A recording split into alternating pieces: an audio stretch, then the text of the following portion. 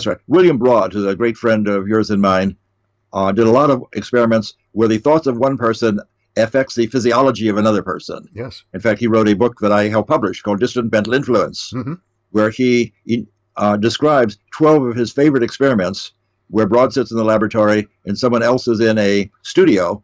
Broad looks at the person's video image, and on a random schedule, he will try and excite that distant person or relax them.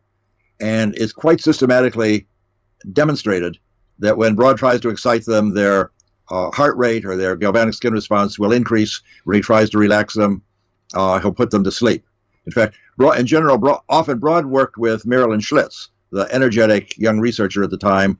And in general, Marilyn had the job of exciting them and waking them up, and Broad had the job of putting them to sleep at a distance, and that was very successful. So he published many experiments, and then I helped to put those together. We chose our 12 favorite published experiments where the mind of a distant person can directly affect the physiology of a distant person in the laboratory from whom he's very well shielded. And I consider that, again, we can talk about falsifiability or not. I consider that I'm convinced from those experiments that consciousness is efficacious in doing stuff. That's pretty clear. I think to me the question regarding those experiments is, was this effect caused by psychokinesis, by a direct interaction from the mind of one person to the body of another person, or was it more a question of telepathic suggestion, even telepathic hypnotic suggestion, so it was mind to mind?